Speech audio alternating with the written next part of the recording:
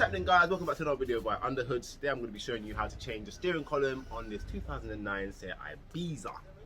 Ibiza, tomato, you know how it is. Check out the merch. I think I've worn these once or twice in the video, I'm not even sure. But anyway, if you want to get your own branding, you want to get your own merch, your own t-shirts, your own jumpers, whatever, go check out Industry Branding Printers on Instagram. That's Industry Branding Printers, and them guys will hook you up. Tell them that Underhood sent you. Definitely look after you. So here's the car in question, 2009 Seat Ibiza. I believe this is the 6J model. Let's just check. Yep, this is the 6J model. And the part in question we'll be changing is... here we are. Right here. The steering column.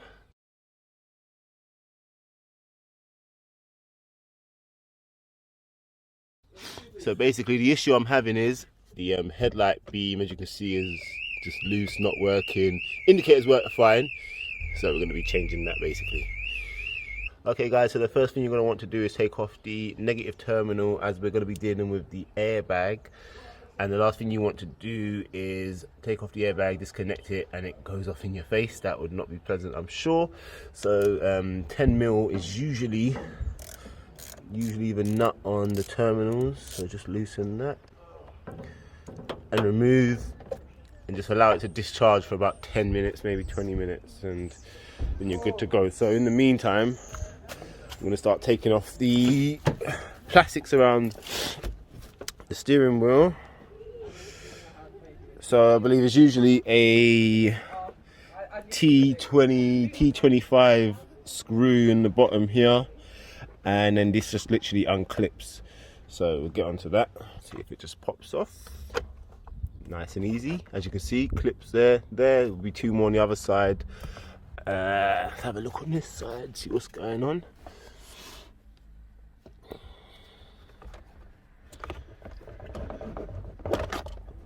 Yeah, there we go. So bottom bit down, top bit should just lift up.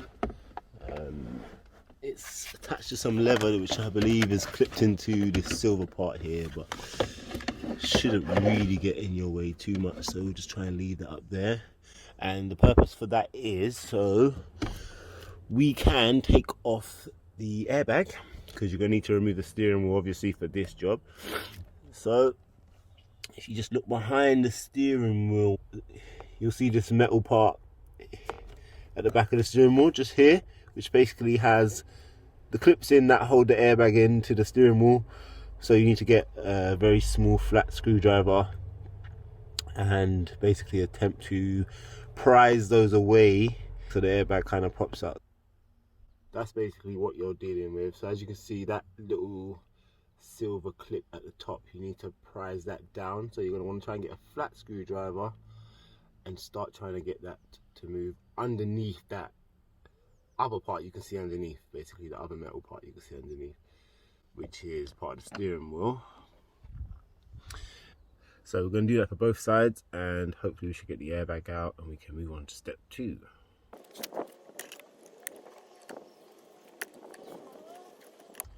Starting to wonder if this screwdriver is the best one to be using. As you can see, it's not working out too well.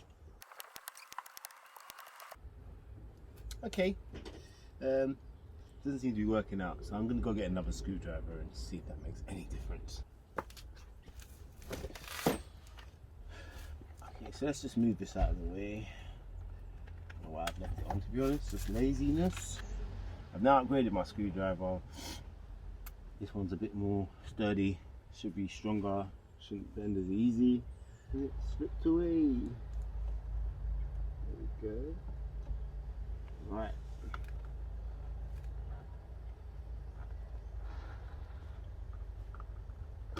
There we go. One side, as you can see, done. So you just need a screwdriver that's strong enough to basically bend the clip without bending itself. So now just hold it up, turn the steering wheel the other way, so you can then get to the other clip. like so. Key back out, we'll leave that in there.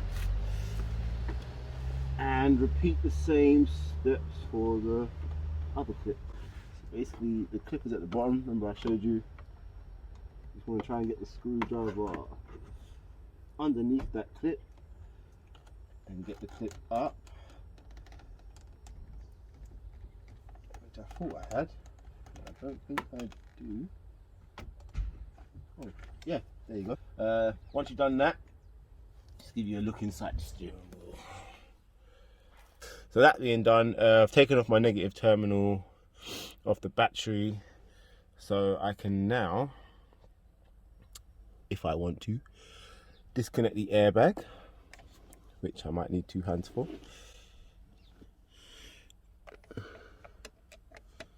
So just, sure this should have been a part that was out longer than that. Maybe it broke, I don't know. So voila, steering wheel airbag removed. So if you're wanting to change your steering airbag, that is how you would do it. Literally disconnect the negative terminal on the battery, follow those 3 steps I just showed you, removing the steering wheel casing and then literally removing the steering wheel airbag, and that is how simple changing an airbag is on your steering wheel.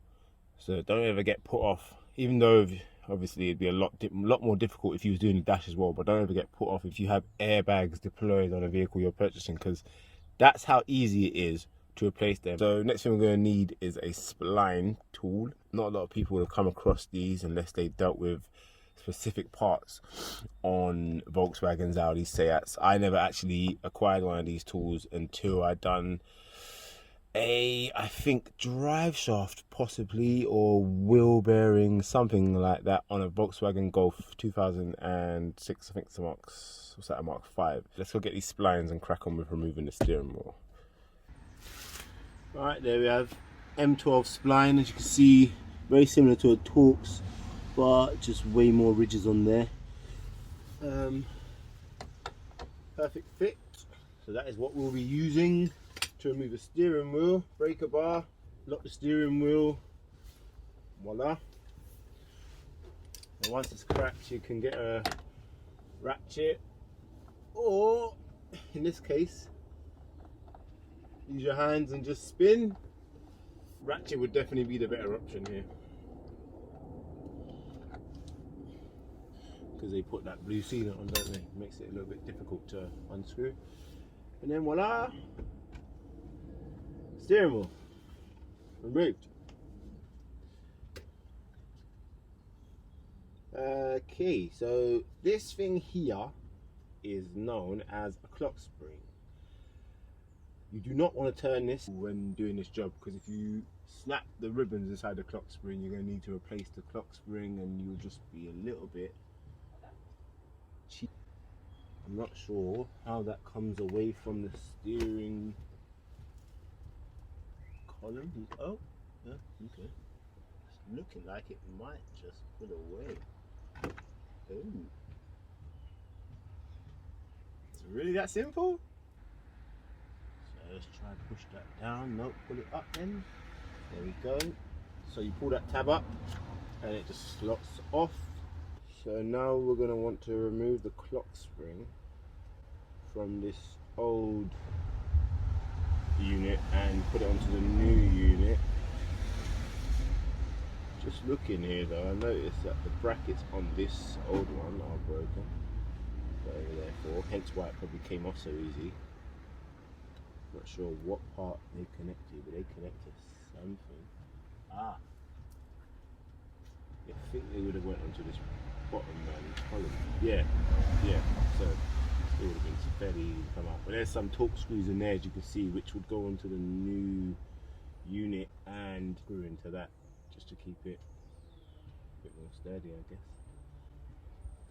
So anyway, yeah, so let's figure out how we get this clock spring off, all without touching the clock spring. And so far it's looking like just some sort of clips. Alright, so see some clips on the back of the clock spring. I'm not sure if it's only these holding it on, but we shall find out momentarily. They do feel a bit feeble, so be careful of those. Am I going to be using two? I don't know.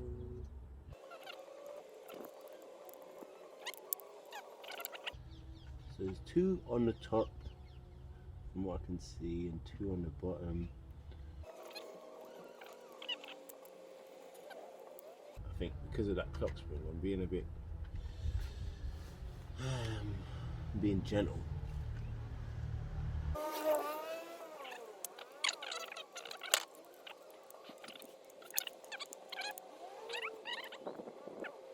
So we've got all them ones off, and there's a small clip as you can see there that I think needs to go down as well. So, and it's clipped back on the top and the bottom. Great. Come on. Right, so they're off. Now you need to take off that little, take that little one there out. Just proving to be a bit of a pain at the moment, but I think I might have a better way of getting it off. Hopefully. Yep. Voila. Did scratch it up a bit, but no big deal. Scratches ain't gonna kill it. Right, hopefully that's it now. All clips off. Take your time. And voila. So once again, if you're ever just changing the clock spring, that's how you do it.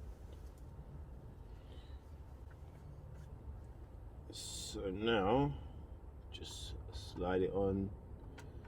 It should be a lot easier than taking it off.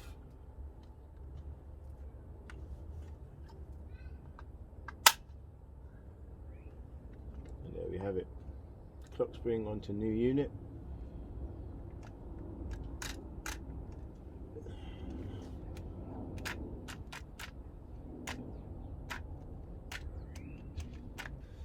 So now just put everything on in reverse order. So clip this clip back in here.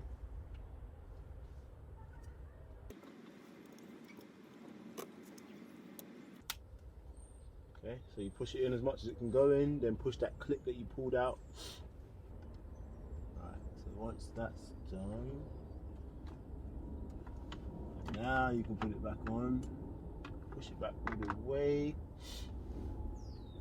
And then I guess we could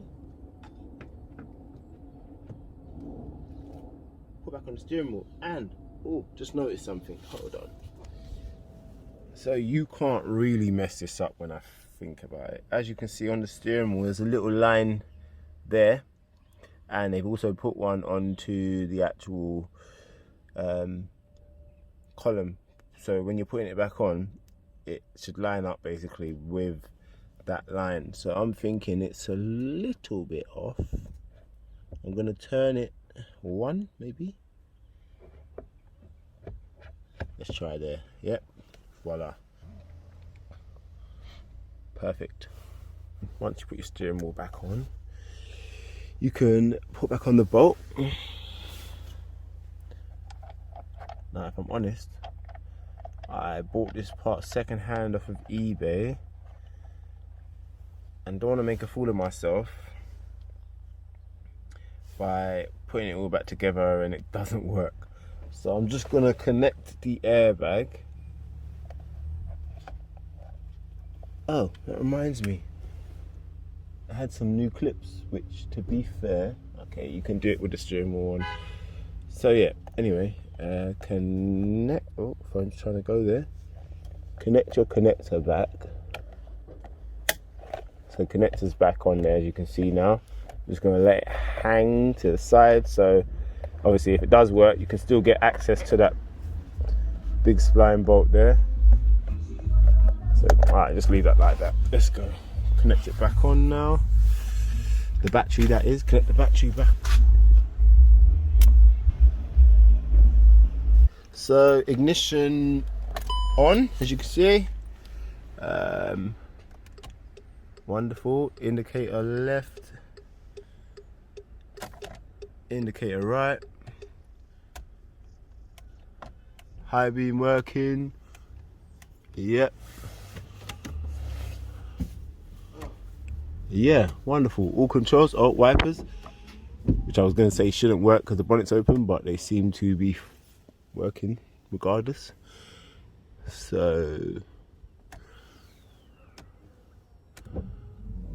now, not sure about that because intermittent doesn't seem to work.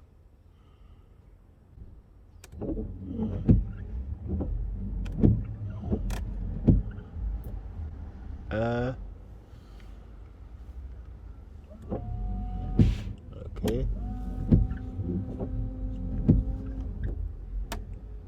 So maybe it's me. All the other controls are working apart from what appears to be intermittent wiper. Well, it might just be me, to be fair. If I'm really honest, I'm not really bothered about intermittent wiper. The main full functioning wiper works. Indicator now works. As you can see, high beam works, which was the issue on the other one. So now I've got high beam, I can flash. Should now pass the MOT. Okay, so everything's working. Let's get everything back together now. Right, ignition off, headlights back off. M12 spline, tighten it up.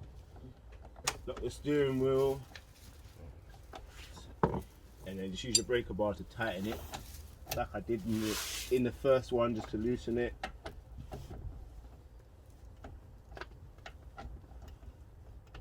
Yep, now to over tighten it. Should be fine like that. So that's done. Pop your airbag back in.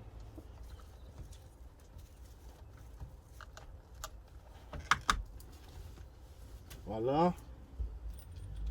Turn the ignition on, make sure your horn's not going crazy. Wonderful.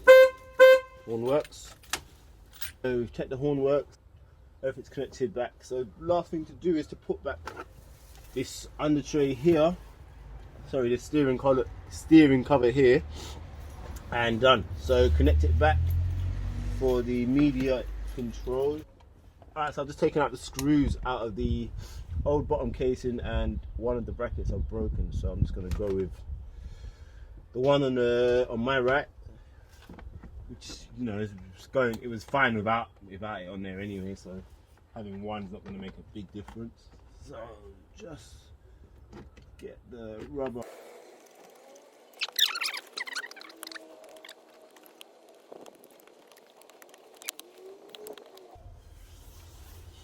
Cool. And there you have it, guys.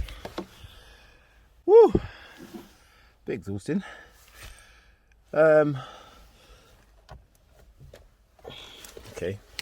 Now this bit's come back off again. I think these clips are slightly damaged, so not going on as well as they should, but yeah.